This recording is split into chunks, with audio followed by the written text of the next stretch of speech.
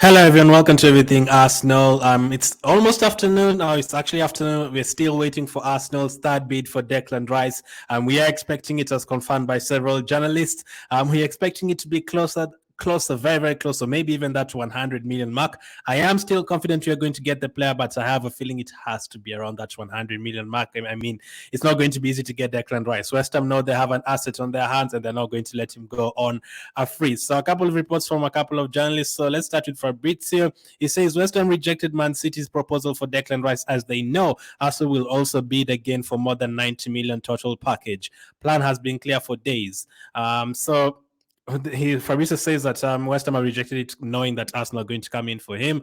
Are they also expecting Man City to make a second bid as well? I mean, according to reports from the last couple of hours, there hasn't been any talk about Man City making a second bid. So could they say, you know what, if you're not accepting this 90 million, we'll pull out, you can get other targets? Or will they be very, very serious and go head to head with Arsenal for the next couple of weeks? That will depend. I don't know how much Guardiola wants Rice at Man City, or maybe we do. Maybe we do. Well, according to reports, Guardiola believes that Rice can replace Ilkay Gundogan and City will push to get the deal done. However, it is understood that Rice's preference remains Arsenal. So, yes, Man City are losing several players. Phillips could go, Gundogan has gone, Bernardo Silva could go, and also defensively they're losing players. So, someone like a Rice would make a huge difference in their team. I mean, they can still win the Premier League without Declan Rice, yes. But if they get Declan Rice and also get Vardiol from Leipzig, we might as well forget about competing with them for the league title. They're going to be way too strong because they're going to replace those players. And if they replace them with Rice and Vardiol and they get another player as well, they're going to be really, really strong. Like, that is a team that will have Alvarez coming from the bench.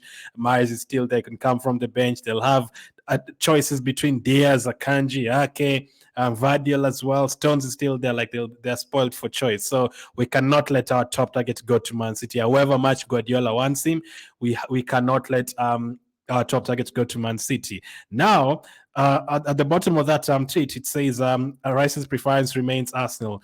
If Guardiola has spoken to Rice and his representatives, and Arteta spoken to Rice and his representatives, and he still chooses Arsenal, then it will be a standing ovation for Arteta, because whenever someone like a Guardiola speaks to you, one of the best managers ever, actually some would argue the best manager ever, it's very tough to say no to Man City. How much you're going to get paid, their training facilities, the teammates you're going to have, you're going to be competing for every single title from the Carabao Cup to the Champions League. You're guaranteed maybe the top one finish. You're guaranteed you're never going to miss out on top four anytime soon. And then you also get to learn from the likes of Rodri, from the likes of De Bruyne in midfield. It's a tough place not to say no to. Unless Arteta has really, really convinced him and told him, hey, this is where you're trying to get to. If you go to Man City, no one will really remember you're just going to be another player at Man City. But if you come to Arsenal and help us win our first league title for 20 years, everyone will remember you, as this Declan Rice signing made a huge difference. So I think at the end of the day, it's going to probably come down to the player. It's probably going to come down to the player. I think if Man City make a second bid, if Arsenal make a bid right now, there's a chance Man City could try and match it. If Man City make a second bid before or Man City make a higher bid than our third bid, there's a chance we could try and match that as well. Maybe not the exact structure, but maybe in terms of the total package, we could. It depends again how much Arsenal really want him, or if they have other alternatives in mind. I don't think there's too many alternatives for Declan Rice, to be honest. I think it's either him or Caicedo. I've looked at the rest of the Premier League. There's not too many. There is not too many. I'll read for you some stats comparing him to Rodri, so you know how good he is. Unless you go to outside England and you try to get a player, I don't think there's too many options to get to be like an alternative to Declan Rice. I don't think there's too many. Like, just listen to this couple of stats in terms of last season. Tackles, Rodri of Man City made 67, Declan Rice made 79. Interceptions, Rodri 33, Rice 63. He basically almost doubled that. Ball recoveries, Rodri 301, Rice 334. In terms of that, all those defensive attributes, ball recoveries, interceptions, tackles, he has more numbers in all of them than Rodri. Now, maybe at West Ham he is needed to do that most. Maybe there's that as well, considering which team is getting attacked more and all that.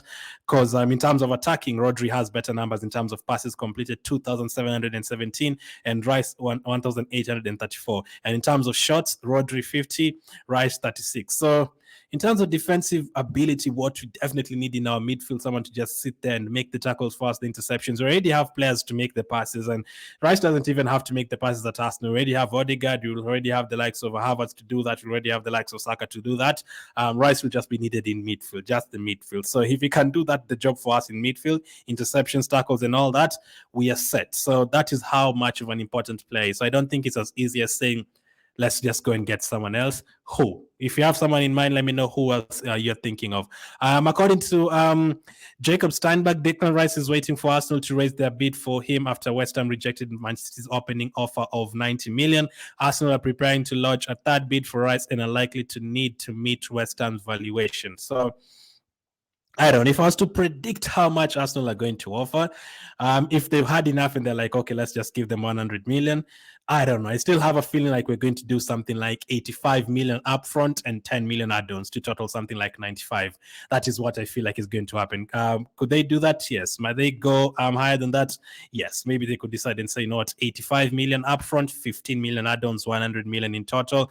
Man City could if Man City wanted to make a second bid, they could come and say, not 90 million upfront, 10 million add-ons. That would be a better offer than ours, and that would tempt West Ham to accept. So could Arsenal go higher than that and maybe match that 90 million and 10 million add-ons, and then Man City maybe pull out? I don't know, but I have a feeling this is going to be done this week. This saga is going to be done this week, but there's always a slight chance that it could go on. It could go on for like a week or two. But on that as well, I really doubt, because West Ham themselves, you're already almost getting into July. West Ham themselves need to get a replacement. So if this Rice saga carries on until middle of July and they don't know if it's going to go or remain or whatever, I think they need time to also try and get replacements and to use that Rice money, or whichever they get, 90, 100 million. They need to utilize that money, and you need time to get correct signings. Because remember when Tottenham sold Bale, they got some really terrible players, maybe apart from, they got the likes of Soldado with that money, terrible signings. I think Eriksen was got with that money as well. He was a good signing for them, but you have to know how to spend that money. They have to get a replacement in terms of midfield. We have to wait and see what happens. The other option is Arsenal going to offer the likes of Balogun or Nketiah? Man City going to offer the likes of Phillips? Is it going to come down to that, or are West Ham just going to say, you know what, if you're not giving us 100 million plus, we are going to keep the player. We are going to try and persuade him to extend for 1 year. It's a tough one. It's a really, really tough one. But from yesterday, this is what we're expecting today. The third one, City still then could even make a bid. Like today, they already made their bid yesterday night. So I'm going with the second and the fourth point. So Arsenal bid will be around the 100 million mark, and the last point, acceptance in West Ham board, Arsenal's bid will be acceptable. So that was according to ex-West Ham employee yesterday. Hopefully, those 2 points, and also the first one of Arsenal's bid, is set to come within the next 24 hours. We are like how many hours inside that? We are like 18 hours or 17, 18 hours inside that into that 24 hours. So we have like 6-7 hours to make that bid, or we don't have 6-7 hours to make that bid, but you're expecting Arsenal to make the bid in the next 6-7 hours. So let's wait and see what happens with those bids.